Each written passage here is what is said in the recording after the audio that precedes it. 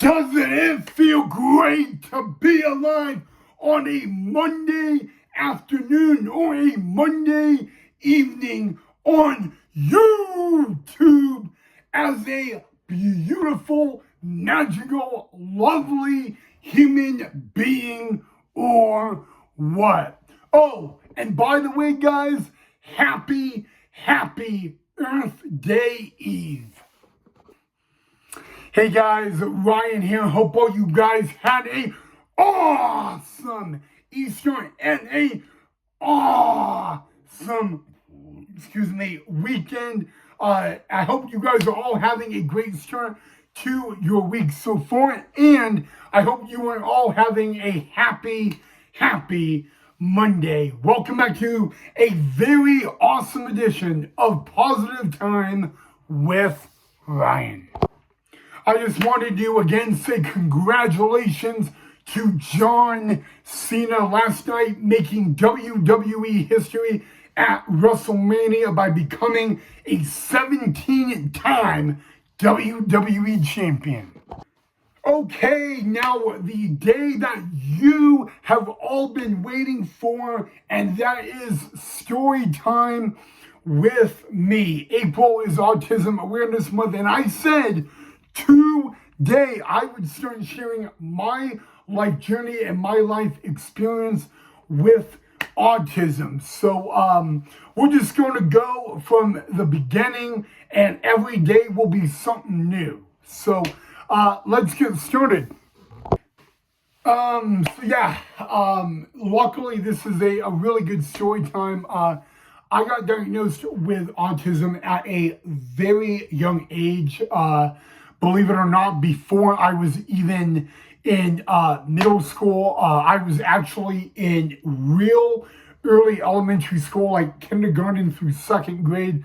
That's kind of when I got diagnosed. And a lot of people were telling me, well, was it difficult?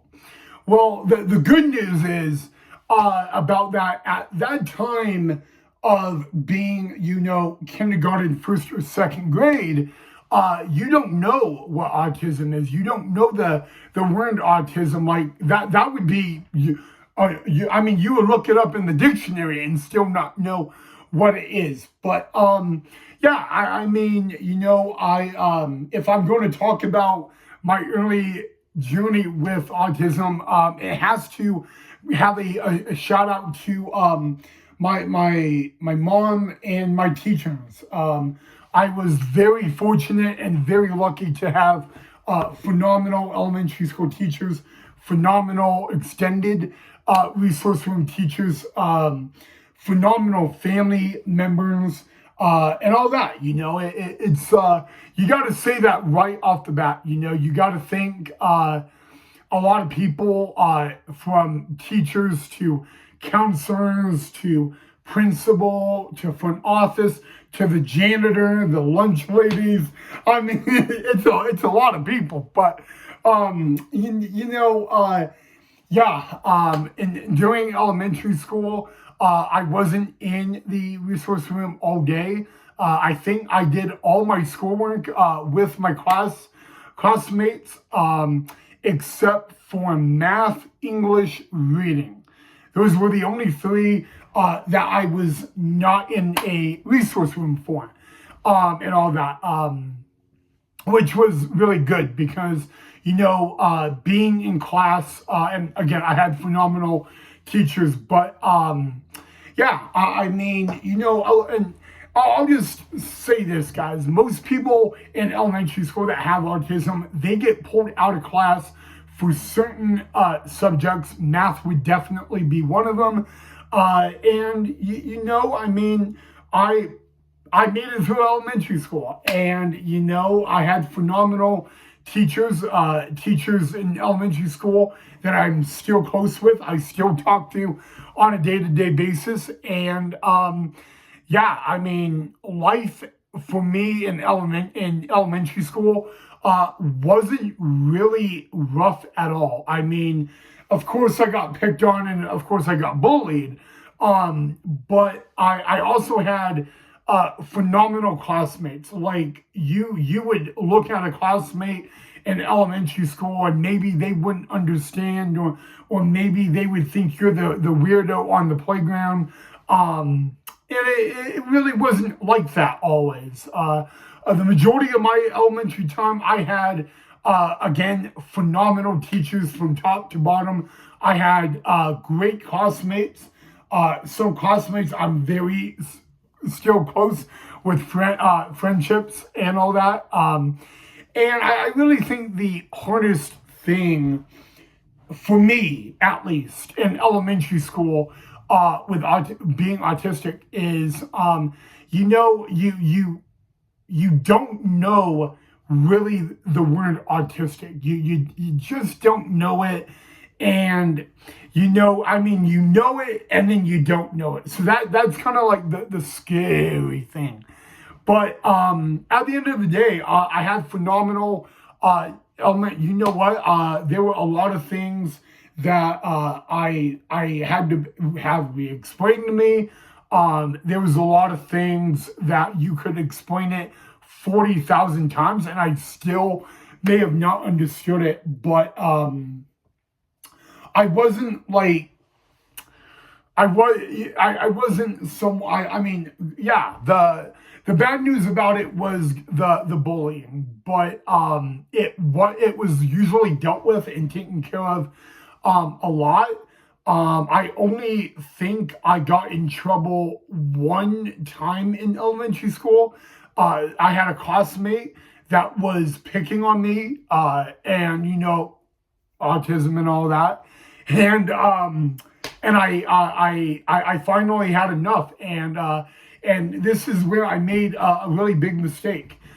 Instead of reporting it, I shoved him off the top of the playground and all that, and I got into trouble for it. There was no other way around it.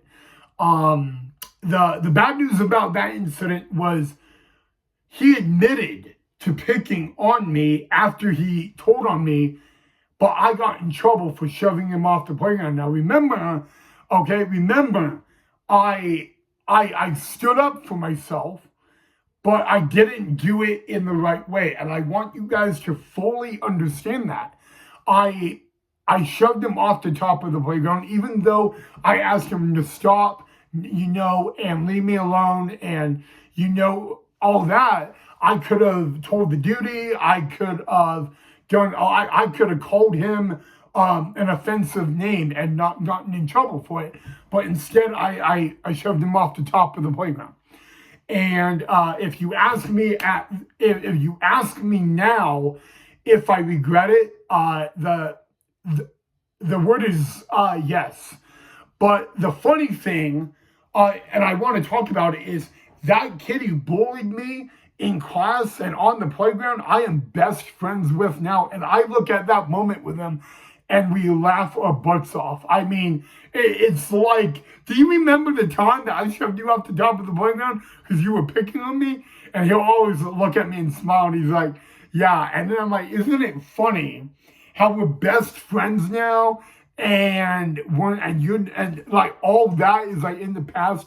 And we look at it and all that, and we just laugh about it. I feel really happy to laugh about it because, quite frankly, this classmate who bullied me on the playground and in class, I shove him off the top of the playground on purpose, and sometime down the road we become best friends. And it's something that I guess it comes full circle, and we always, in a matter of fact, this is the funny thing about it, okay?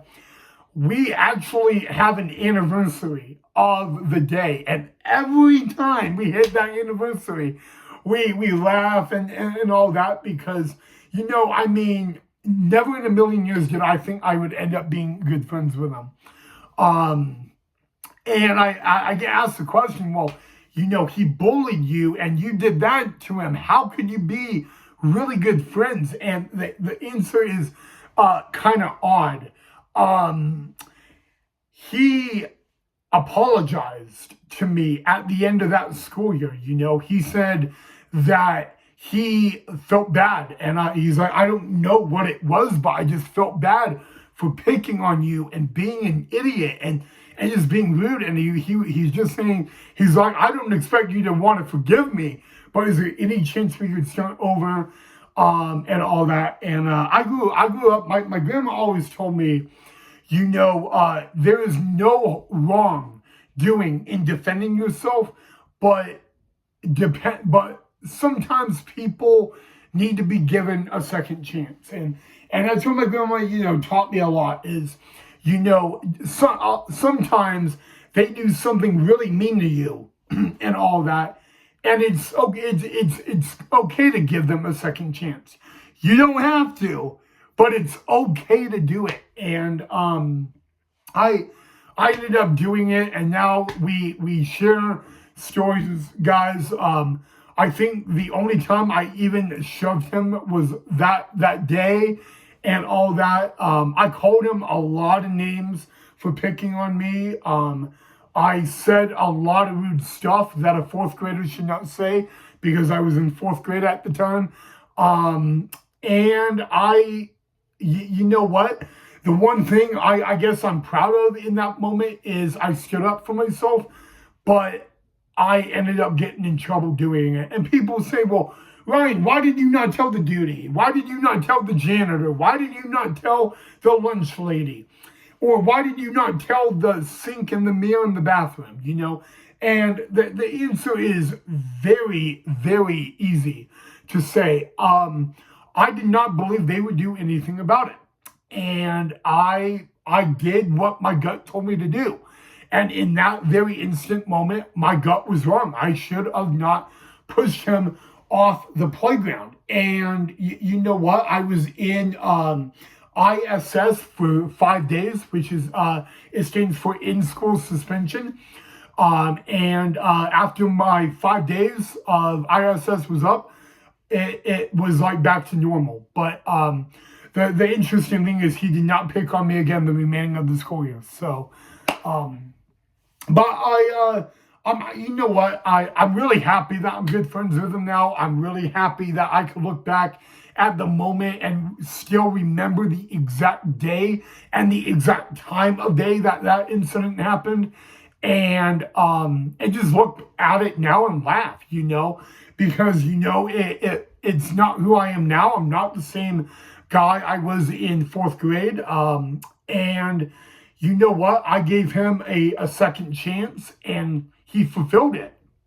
The very next school year, when he saw me getting bullied or given a rough time, he dealt with it. And he told, he really stood up and all that. And, that's just something that, doesn't happen a lot. And I feel very lucky to go, to have this classmate bully who picked on me, and all that. And then we turned out to be really good best friends. And that's just something you don't see, and it never happens a lot. And next thing you know, it does. So you know what? School was not easy. I mean, the playground is one challenge. The classroom, the education is another. And I again, it goes back to the teachers I had who did not give up on me. They believed in me. They did not want to give up on me, and that's something I'm very thankful for. I have had phenomenal elementary school teachers. I would nominate them for Teacher of the Year for the rest of my life if I had the choice, and all that. But you know what, guys? I mean, sometimes kids pick on someone with autism and they really don't mean it. They're at a point of an age where they don't understand. Okay. And, and sometimes they're being rude, and it does happen, and they don't know they're being rude. They just think they're joking around and all that. So, yeah, it's rough at times. But, you know what? This is a story, guys, that I don't hear a lot. A bully and you know what? You're the victim of a bully and you end up being BFFs sometime down the road. It doesn't happen a lot. So for this case to happen, it's a really good thing. And shout out Adam. His name is Adam. I know he's watching this video. And love you, bro. Mwah, love you. Friendship strong. But I'm really happy, and I'm really happy to know all these years later we can laugh about it and talk about it, and he admits that what he did was not good, and he even admits still all these years later he never knew I would shove him off the top of the playground. But he was not injured. If you were worried about Adam, he was not. But yeah, and I've never done that again. You know what? When we get into my high school life, I'll tell you how I dealt with bullies and all that. But yeah, there you go. I had phenomenal elementary teachers, and my last day of 5th grade, I was in tears, and it wasn't tears of yay, I'm out of elementary, I'm going into middle school. It wasn't that. It was like, I would rather redo elementary school again. And that was my mindset. I don't want to go to middle school and junior high and all that. And I had to, I had to move on to the next stage. And yeah, so shout out to my teachers. They're literally the best teachers I can ever ask for elementary. So yeah, shout out to those two. All my elementary teachers, all of them, not just a couple. But yeah, so wow, that was a lot of talking, guys. Oh my, and I'm still nervous talking about it. Wow. Okay.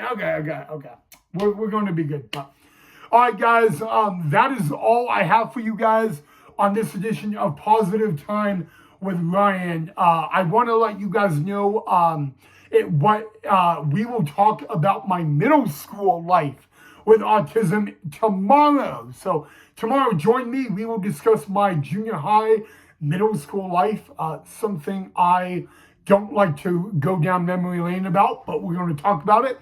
And if you have any questions for me regarding that, please let me know. Anything specifically you want me to announce, please let me know. But in the meantime, have a great rest of your Monday. I love you guys, and I'll see you guys right back here tomorrow.